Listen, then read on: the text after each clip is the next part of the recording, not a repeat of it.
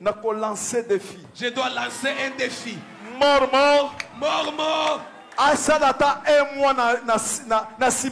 Que mort aille gêner dans les cimetières.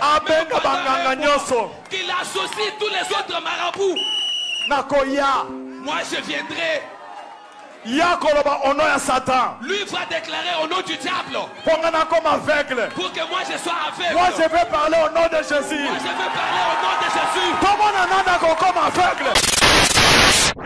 Depuis l'évangile, il y a un papa à l'endele. Au yoka pasteur moko azot sala asenga défi nanganga. Namutu yakisi. C'est izalati. Yemo évangile ya bakabundi aleso ba yeko bebi ce évangile ba uti nango wapi. Soka sana posa ya défi, ya pouvoir, yena mort. Défi ya malamu izali. Oyo azosala eza nango ba théâtre, eza ba comédie, eza ba baise. Oyo ndekola biso évangéliste kabundi alesa azoluka. Parce que les losogi mort a télémi. Alors que par exemple, nana posa to kutana aoluka négociation na coulisse. Ne faut pas y que un individu nganga otombola ye. Yo mosala nzambe. L'église liboso ya cher. Ça la déclaration nanga lokola za té en tête. Il y a rébellion M23 nanga dans 3 jours au Rokufa. C'est ça le défi. Atika mort sala musala na ye. L'église wana ba maladi baza batu bazo kufa bato baza la ba problème. Abondela bango mort azali ne faut pas ko élever comme mort. Et ngolo baké ndeko na biso omoni azoluka base. Omoni tangu logo la zalaka na province ando ko sala musala nzambe na province logo aye capital azoluka tout le temps ayoki lenga succès faut azalaka na ba base o azo sala les ngo théâtre. Logo azoluka peuple congolais bandi manzambe na yeki azana nguya azana pouvoir akende na mama yemo. Allez à la télévision, nana posé batu nyonso bakufi une semaine. Boye langa bango na stade de Martin na bonde la nzambe batona bakolamuka. Défi ya malamu ifasa la yangwa. Na côté musunga na komi komona e komi akomi koluka ala musha kombo ya momo. Ils sont contre la Bible. Na mboka moko ya normal. L'église de réveil où ils ont tambola irrationnel normal, il faut baba suspendre évangile c'est comme J'aimerais vous choquer. Il est possible de réussir sans Dieu.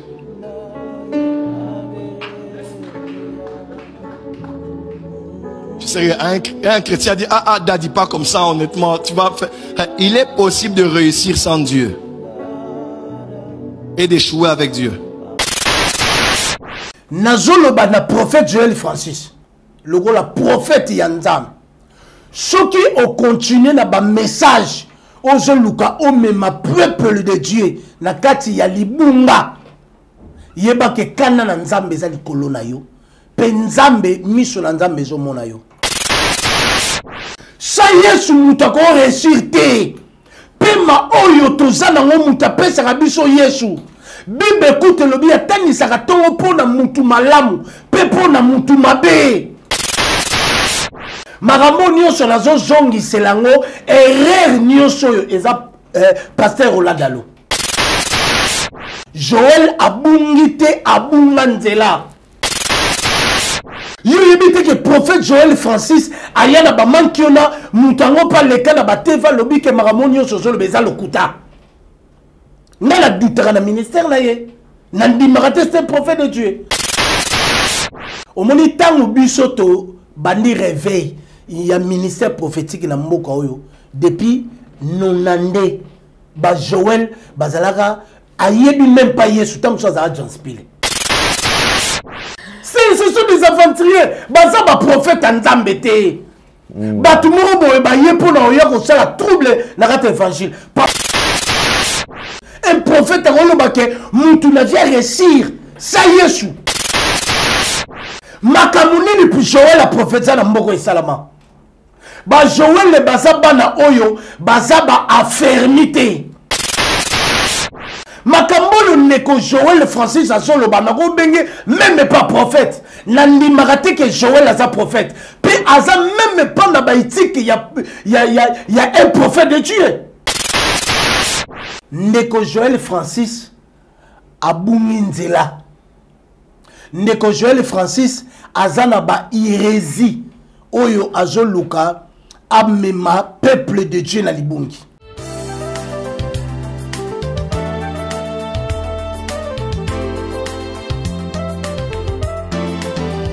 Vérité et réalité, votre magazine, mesdames et messieurs, vous nous suivez sur Nouvelle Tendance Télévision, culture d'excellence au rendez-vous. Nous vous transmettons les salutations de la part de toute la grande équipe. Corneille est présent, Gédéon est présent, Jordan Panzou est présent. Donc c'est comme ça que nous allons travailler. Parlons de la fondation Ndélé au cœur de la nation ainsi que l'orphelinat Famille du Cœur Christ Rédempteur. À travers cette opération, vous êtes sensible aux cris de détresse, vous voulez soutenir les orphelins, le veuve, le démuni, surtout pendant cette période de la rentrée scolaire. En tout cas, Dieu va tous nous bénir. Vous pouvez contribuer en payant le frais scolaire d'un enfant, en lui achetant des fournitures scolaires, et je pense que ce sera une bonne chose.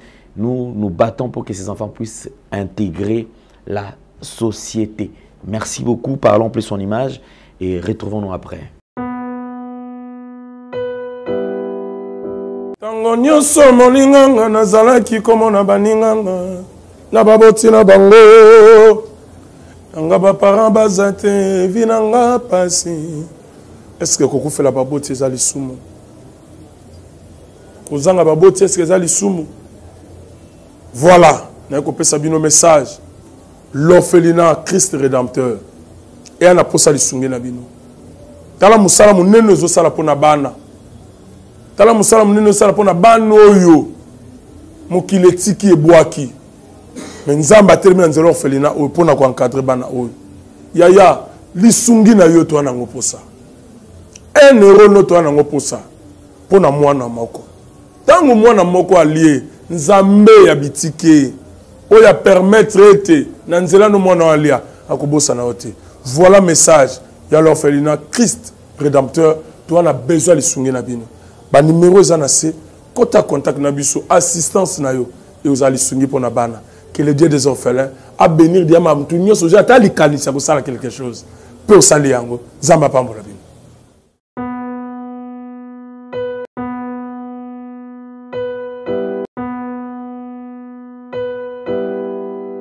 De retour sur ce plateau, nous vous présentons les 2 produits qui sont disponibles. Vous avez Maxi Bien-être, bien sûr, et aussi anti-poison. Désormais, au Kyoko façon à poisonner, il suffit de détecter que vous avez un poison. Rapidement, benga, numéro est allé afficher au bas de vos postes téléviseurs et vous allez disposer pour servir.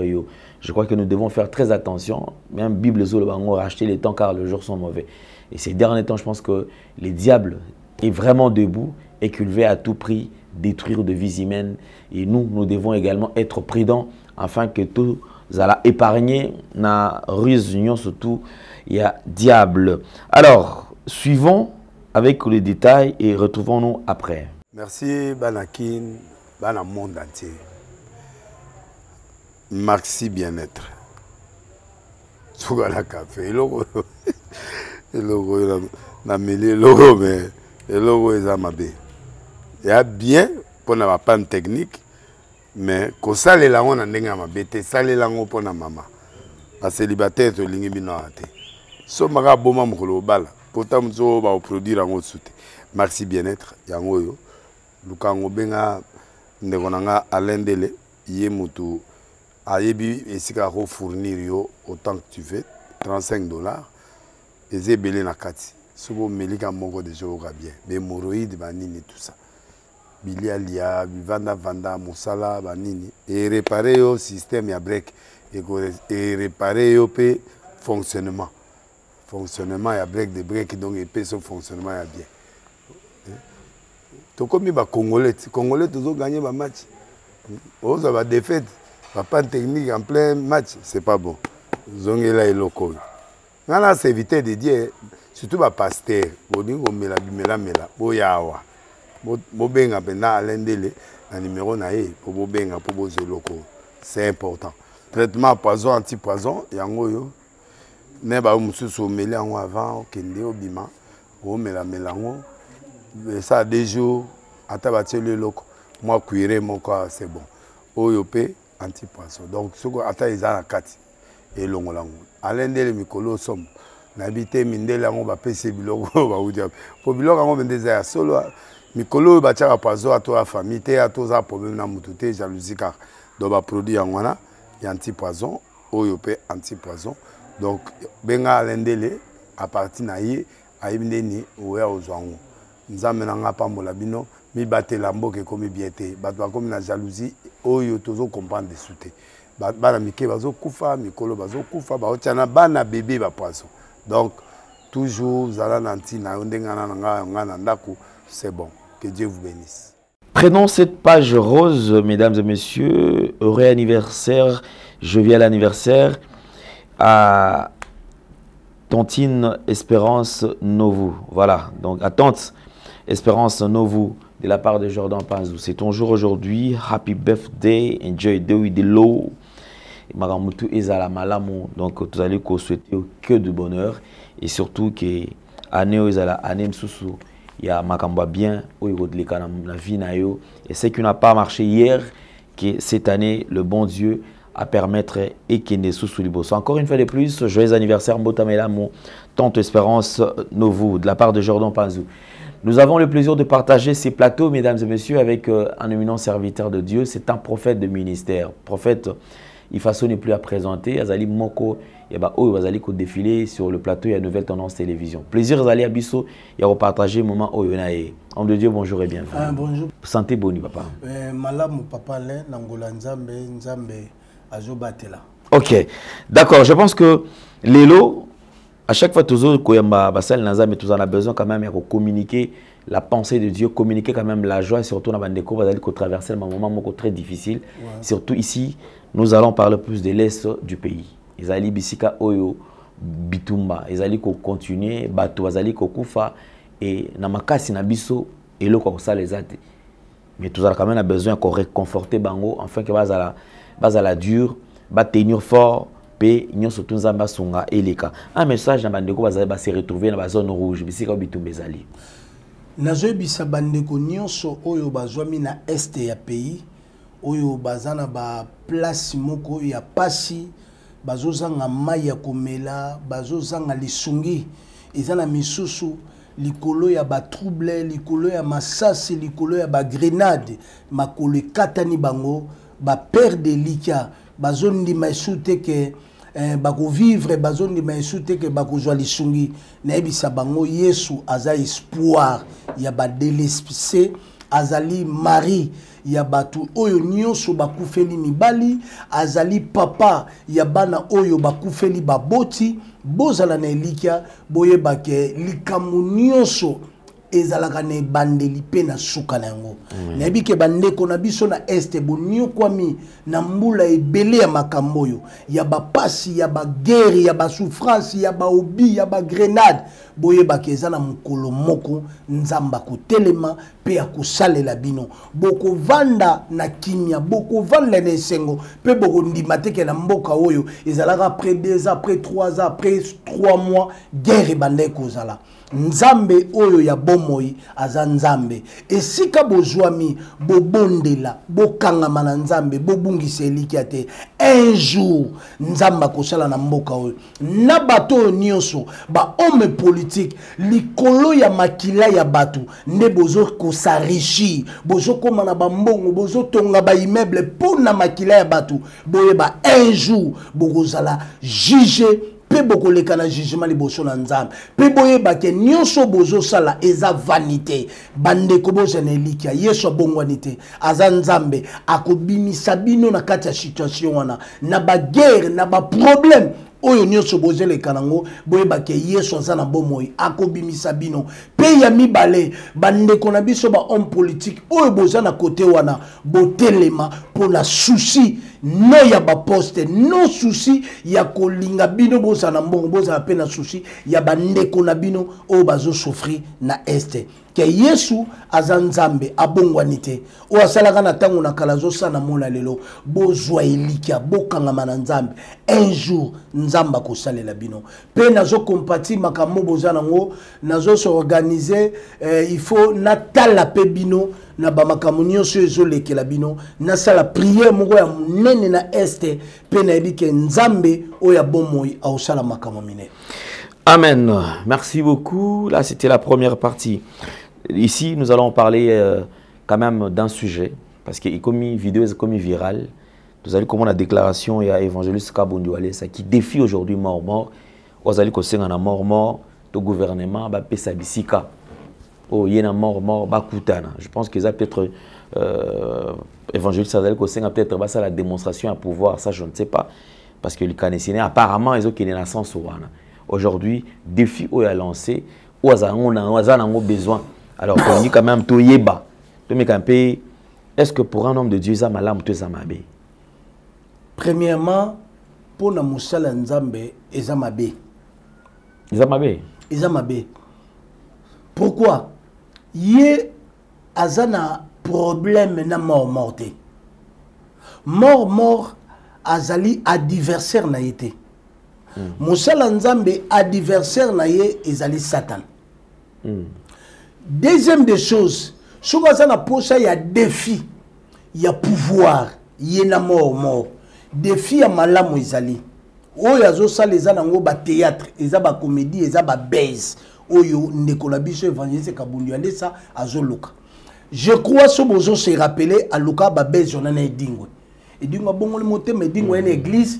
Toujours des arts théâtre, si bakomaka na ndeko edingwe na parquet et les cas na télévision ndeko edingwe lobi to yokanaka to sala makambo wana eleka na médiate lokola yo lekisa na média il faut au dédommager nga simanango et sala qui a invité ba wera ti lelo wera beta musique donc elingolo baké ndeko na biso omoni azoluka base omoni tangu lokola zalaka na province andoko sala musala nzambe na province lokola ye capital azoluka tout le temps ayoki elenga succès faut azalaka na ba base o azo sala ezana ngo théâtre et loko ya malamu il faut asala ezaboy lokola azoluka peuple congolais bandi manzambe na yeki azana nguya azana pouvoir akende na mama yemo aleka la télévision nana posa batu nyonso bakufi une semaine boye langa bango na stade de Martin na bonde la nzambe batona bakolamuka défi ya malamu ifasa la yangwa.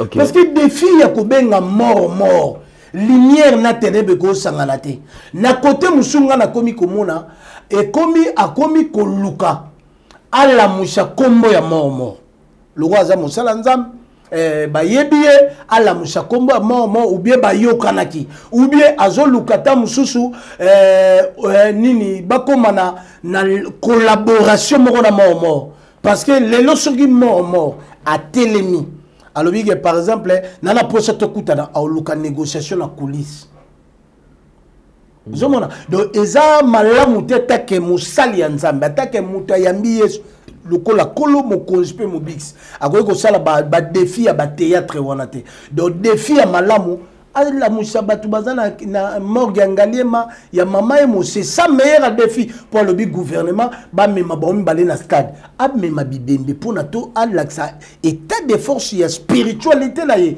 l'église wana ba maladi baza batu bazo kufa bato bazala ba problème abondela bango mort azali ne faut pas ko élever comme mort depuis évangile ebiya na mboka oyo papa alendele oso yoka pasteur moko azotsala asenga défi na nganga na mutu yakisi c'est izalate yango évangile oyo bakabundi aleso ba yeko bebisa évangile ba uti na ngoapi comment mutu komi ko élever nganga pasteur Coutinho l'archbishop alekala na ba TV autea alobi lelo na yena tumba courant akata courant Islam ba marcha ba tomboka boy makambu ya kosala défi contre ba église musu yango wana ne faut pas yake un individu nganga otombola ye yo mosala nzambe na église liboso ya cher Mais histoire il y a mboka na biso quand même prophète façon les mboka ils ont la difficulté ils ont pas si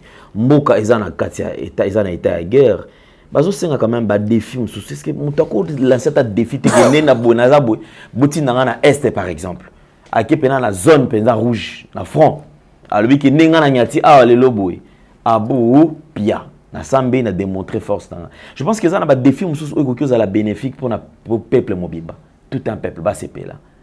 Mais je pense que des films sont apparemment on dirait makambo les kanakati ya SOND tozobosa na biso ngo totikala Congo etikala kaka Kinshasa.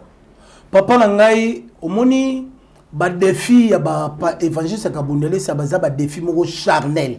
Et loko lobi oza mutamaye le makasi na sepelaka na intelligence na yo. Lelo tomona lelo ezana époque moko musana nzamba pote tamuluko Kabundela po na guerre sila na ngola. Guerre sila ka.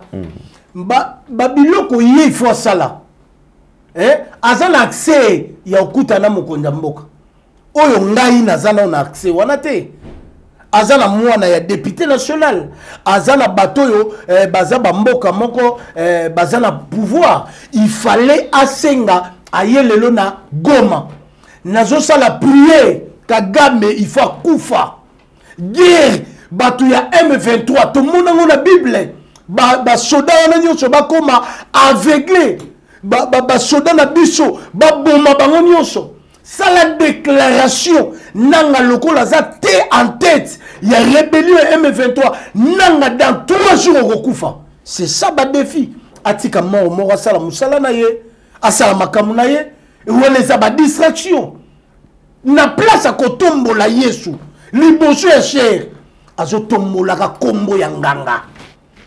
Ils sont contre la Bible. Namboka moko ya normal. L'église de réveil où ils ont tambola na irasimo normal, il faut ba suspendre évangile c'est Kabundele. Papa nangai. Oebe loko moko danger sur les kanamboko na place baloba makama malam baboki na ba distraction.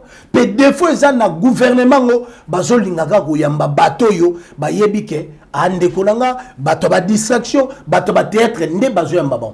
Oyebike papa Alain na lobi na yo na sali 3 jours. Nzamba zo revenenga makila na mboko etangi ya kosakana te. Trouble ya grave.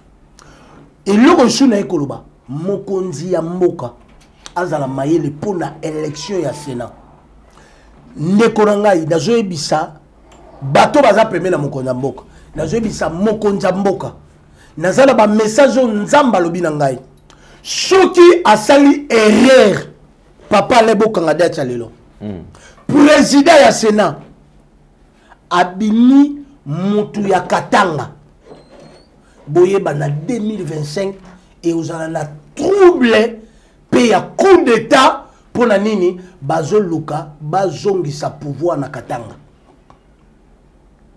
nazolo ba makambo le la prophète Équateur basali 32 ans na pouvoir ke baluka akate bazo pouvoir Kabila le père azamutu ya Katanga aye asali moment na ye Kabila fils asali soto kangisi yango eza plus de 20 ans. Sikoyo au monde que bazaka na soif bazo sous pouvoir.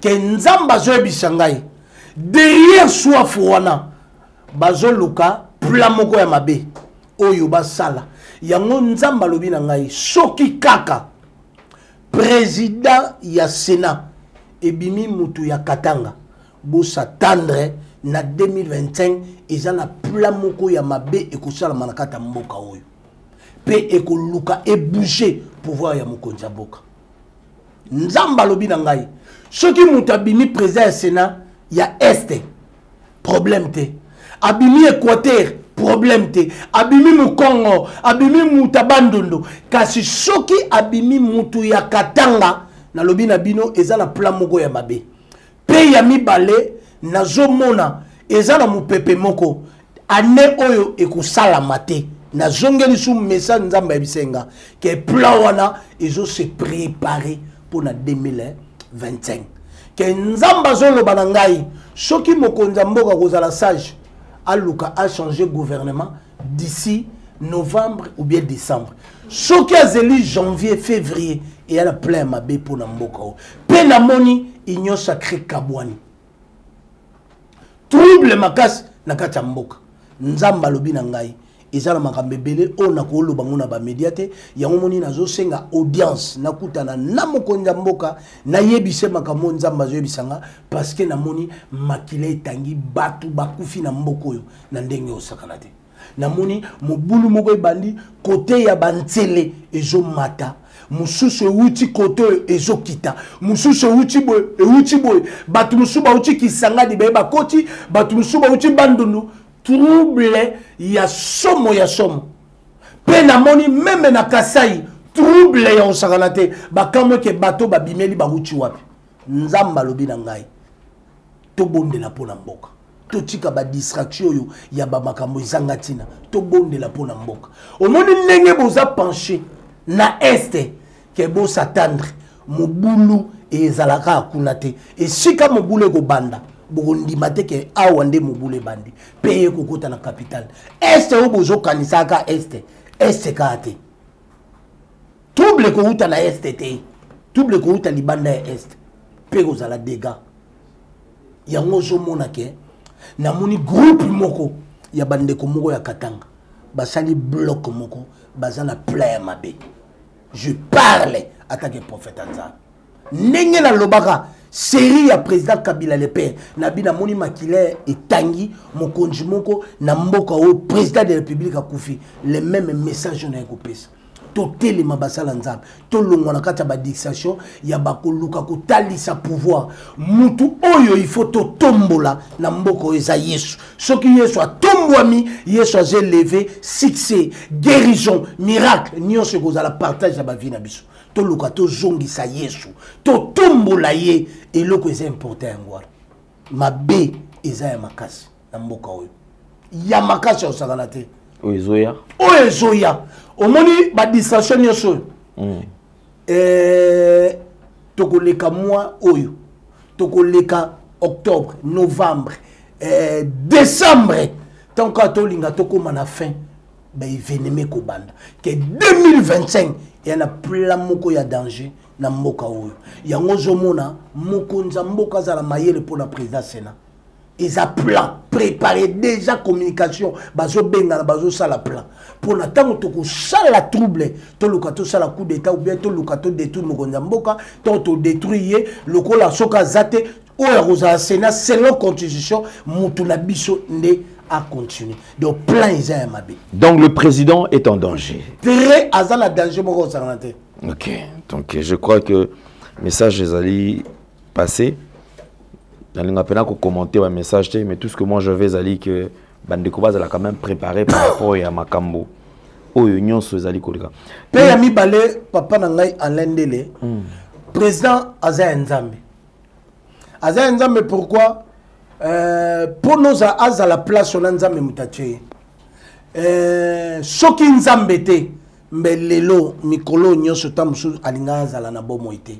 Que nzamba lingi pe nzamba zana makambo ya malamu ifasala na ye ke ayamba bato yo bazala ba message na ba orientation o ba koyebisa ye pe euzala bénédiction pe ezala protection longue vie et pas inayi yoka lisu message mususu na famille ya mokonzi mboka ezala sabotage moko lingi salama oyo balingi pona to neutraliser ye to bomande kuna ye moko lana mamzamba ebisingai bazoluka liwa ya ndeko moko ya mokonza mboka mort moko ekozala brisque pona nini babangisa ye pona baluka ba neutraliser il faut to bondela pona libota na ye to bondela pona mokonza mboka azana souci ya bato alingi mboko ke azana bato belé ya mabe pembeni na ye oyo bazo linga ete bazo solola na ba olakisa ye gentillesse na mbebo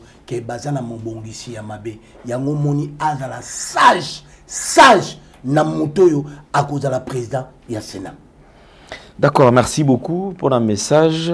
Alors je crois avant de l'article deuxième partie une vidéo encore qu'on va nous proposer par la régie où ils allaient n'a besoin de juste point de vue na yo. prophète Joël Francis dit ceci. On peut réussir dans la vie. Actuellement, Nicolo, Moutaoki peut réussir dans la vie sans Nzambe. Mais Moutaoki peut échouer dans la vie sans Nzambe. Avec Dieu, mais tu échoues. N'a qu'à répondre. Tout là dans la vidéo après répondre. Suivons. J'aimerais vous choquer. Il est possible de réussir sans Dieu.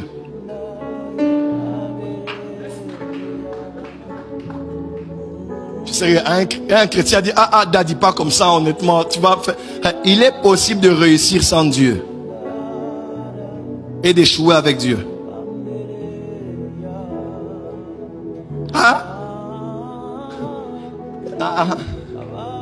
Je vais répéter. Il est possible de réussir dans la vie sans Jésus et d'échouer dans la vie avec Jésus. Ça sonne pas bien parce que j'ai associé échec à Jésus. C'est ce qui nous fait de mal. Mais allons sur le plan pratique. Ne connaissez-vous pas des hommes qui ont réussi sur la... Je ne parle pas du ciel, sur la terre, sans Dieu? Ne connaissez-vous pas des chrétiens qui ont échoué lamentablement avec Dieu à l'église? Parce que la réussite ne dépend pas du Dieu que vous priez. La réussite dépend des principes que vous appliquez. Il y a des païens qui n'ont pas touché au fétiche. Ils savent épargner, ils savent investir, ils savent multiplier l'argent, créer la richesse et tourner l'argent. Et toi, quand tu le vois, ces Range Rover là, ils ont un cercueil, les otambo la boue. Ozana zuwa kindo kinayo et comme mon alifelo. La sorcellerie va t'amener en enfer. Parce que c'est une question de principe. Le principe ne regarde pas tu es grand, petit, homme, femme. Papa, quand le feu brûle là-bas, même si c'est un petit bébé qui vient toucher le feu, le feu ne dira pas, il est tout mignon, je ne le brûlerai pas. Non, et je m'efface. Et le feu s'éteint. Non, le feu va le brûler. Parce que le feu ne regarde pas qu'il est enfant ou pas. La violation des principes, même si tu es ignorant, ne t'épargne pas.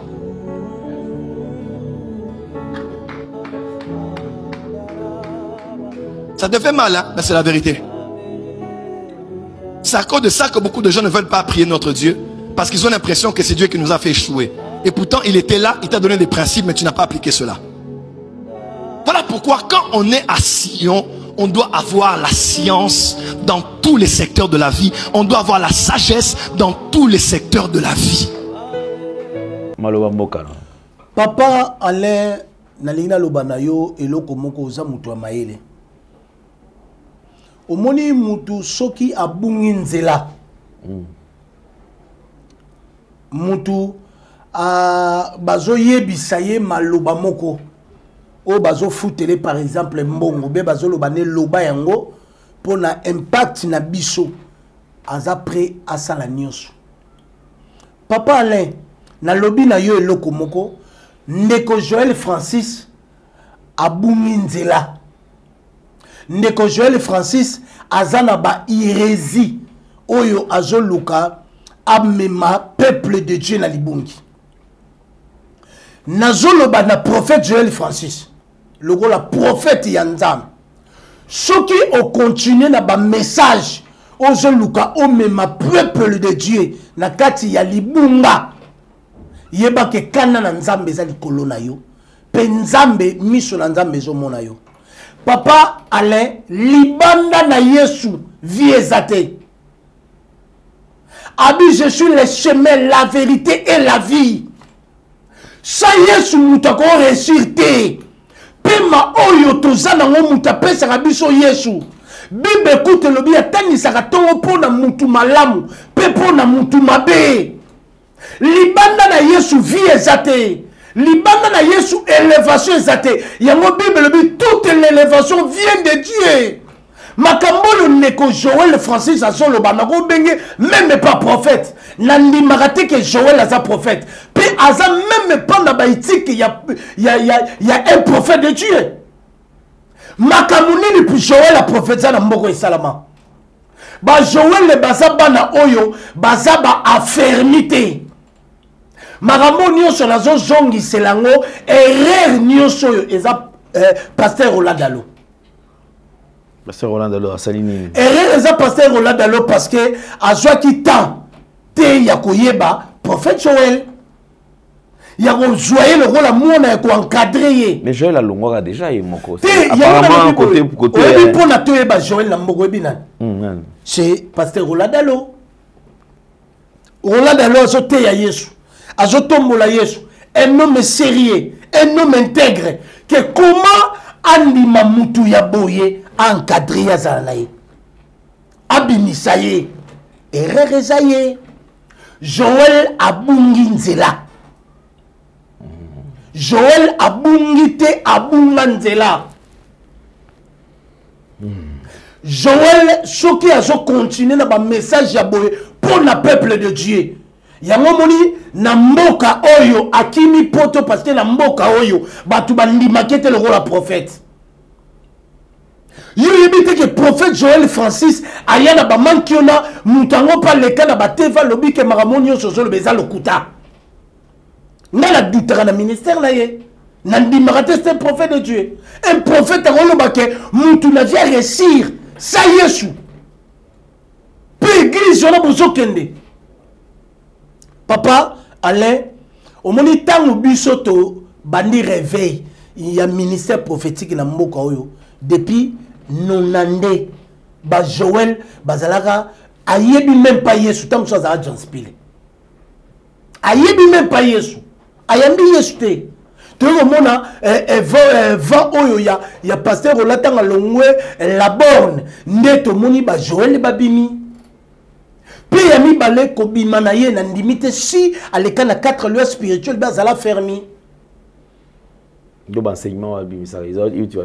Te oh papa oyebite na kena mboka mogo na komi Côte d'Ivoire na sali musala na bina kene Nigeria na koma na église moko musala nzai moko invitanga bina ngande ezabo une grande église na Nigeria abinde ezabo pasteur o ya Côte d'Ivoire mutu atindenga kuna abindenge ezabo na moni o sa musala nzambe ezabie ka il faut to parrainer on a tout parrainage ezandeni il faut ôter ya maté ya boye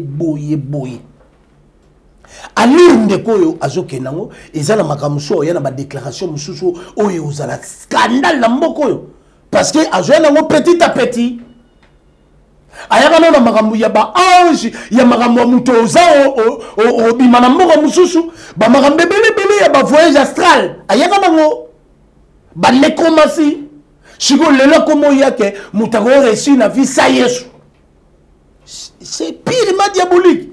Yango zomona à lire oyo makambo ezoke neza grave obi na bamboka moko papa batu lokola ba Joël Francis ko bas communier à côté ya isute mais so bazala confection religieuse wana ndio babo boko excommunier mais déjà mutu so kazana na kati ya mamla bino boko excommunier ndenge yami bale omoni tangu na kute na bande kona baolo banangai que l'église na yo il faut ndimaka opambola ba PD mibali na balana okobuka ngote to pesa yo ta to kosala boye okende oyena kilti na biso makamnyo je salami to bénir yo kei chaque mois on a salaire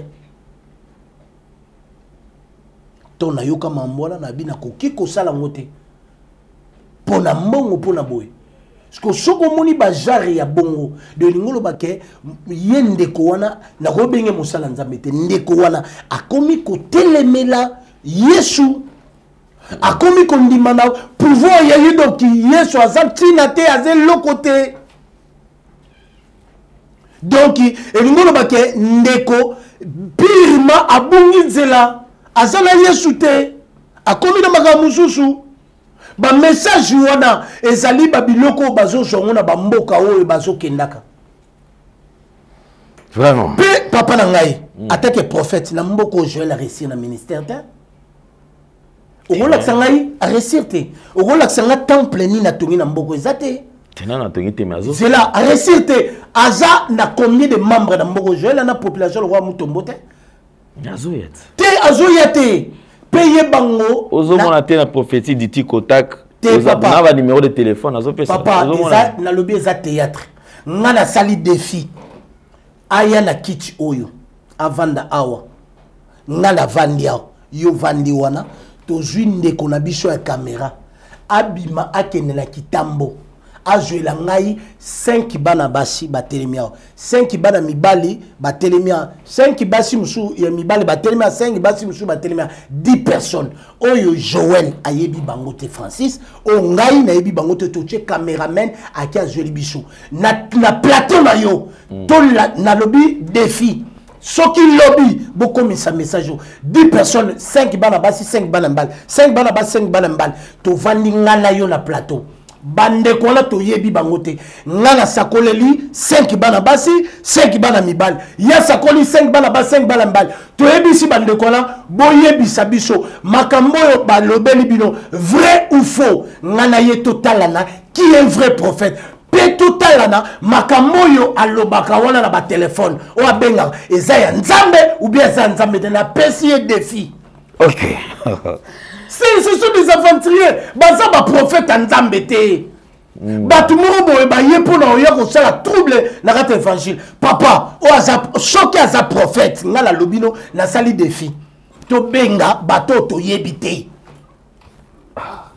Pe mi balé. O moni bato yo neko robenga. Ezala ke neko akende opona bato oyo bazolekana na nzela. Pe siko okende rezo bato. To rolobate yawo. Par exemple, à qui au Jobatu, tu as transport en G, à qui au Jobatu, tu as la lemba, à qui au Jobatu, oh, biso na ye, Joël, te éviter. Oh, bino ne boye bango, ba ye, ngana ye to prophétiser. Pe misatu, biso qui to silisi wana pona a échoué, a osata la 2 personnes au Sagola Mamba solote. Tu vois, il faut tous côté qui sense pour va venir, monsieur César va venir, banala bien té. Ouais. Faut appeler kuna pour va venir na. Pour même ça va les meza venir de faire. Si vous ni balé, bateau yo to benga. Place au ba ke zo bateau. Nanga na yeto yebate. To va na kana plateau to mona bateau baye. Poisson ni to yebi le roi ba umeli na mankiona. C'est so bateau ya montage. Ok, ne suko yebi sa bateau va na place sur la ba yo zo bino. Batinda bateau. Place ngana Joël to yebite to lakisa. Pena ko démontrer que Jésus-Christ aza nzambe abikisaka alobaka pe amonaka pe mukolo na carrière prophétique na yepe ko sila au kangabisaka ake no vanda continuer vie na ina mwasi na ina poto.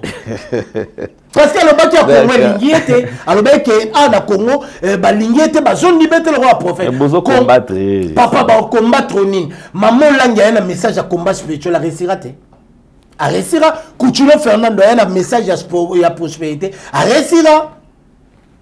Batou tout bayaka da message ya nzambe na mboko. Barrêtera soki nde ou après tango yena makama mabe.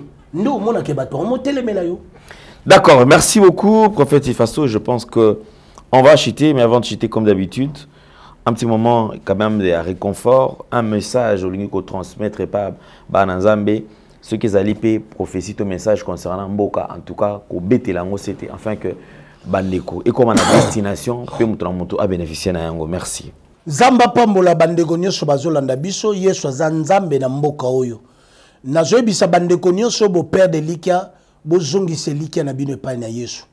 Aza espoir ya batu nyonso baza délaissé, aza mari de veuve, azali nzambe oyo akonsolaka bana bitike. Yesu oyo asalaka na tango na Biblia abongwani te, aza nzambe o azosana mona lelo oyo. Tika na yebisa yo malgré maladie, malgré ba problème ozo traverser nango, na nina yebisa yo Yesu Kristo azali nzambe.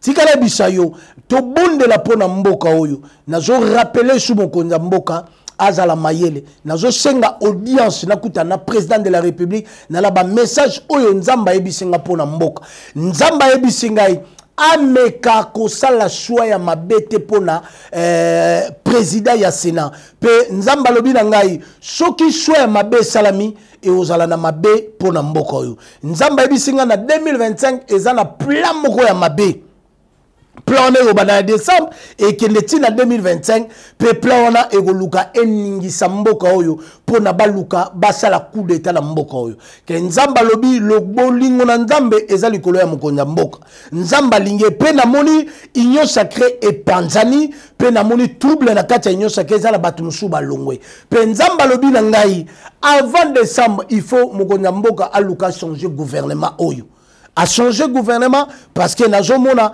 eza na plan moko ya mabe o ezosalama nzamba lingi ye mingi mokonza mboka parce que nzamba zomona azala bolingo ya batu pe azala sushi ya mboko ke batu ebele o baza pembe na ye ke balingi te projet na ye o azoluka asala na mboka oyo esimba ke nzambe oyo ya bomoi ayebi makambo nini akosala oyo nyonso oza malade ozala problème ozotungisama tika na yebisa yo yesu aza na bomoi yesu abongwani te esika nyonso likambo ezotungisa yo yebenga ngai nakobondela mpo na yo mpe nakosakolela yo na opeso badirective mpe nzambe akosala makambo minene nimero oyo na ngai ezali plus 243 89 66 12 800 plus 243 89 66 12 800 benga prophète na obondela mpo na yo mpe nzambe akosala makambo minene yambo nakende tourna o naza nango na Australie naoza na Paris naoza na Belgique nakolinga nasala priye moko munene pona mboka oyo pe pona este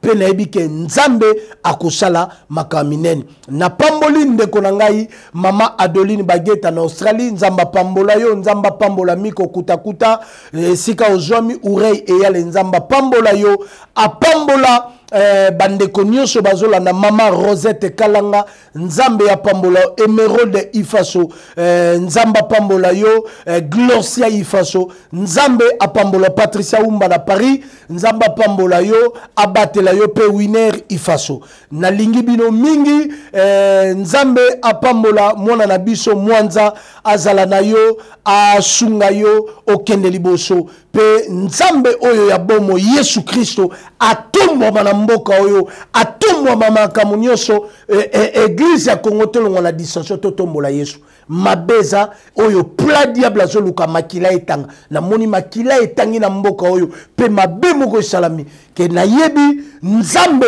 oyo ya bomoi abongwani te oasalaka na tango ya Biblia azosana mona lo nazo compati na bino bandeko ya este nazo bondela pona na bino bobungisi te ezala mukolo moko délivrance ekoya na este pe kimia ekokota bandeko nyonso bona este totelema na prière pe nzambe ayebini nazosala soki soin mabe esalami ya président ya Sénat boyebake na 2025 ezala plan ya mabe oyo monde ténèbre oyo bato mabe bazoluka basala na mboka oyo tolongwa na ba défi na banganga toluka tosala défi nini oyo nzamba ko ekosala pona kimia ya mboka na biso nzamba pambola bino bolanda chaîne oyo pe eza chaîne oyo komemela bino les pamboli plus de 143 89 66 12 800 bobenga prophète numéro na nga ya WhatsApp yangwala nakobondela pona bino pia bino message pe Yesu Christ o azala bomoi aosalela bino bolanda ba message ya hésité libanda na Yesu vie ezate libanda na Yesu élévation ezate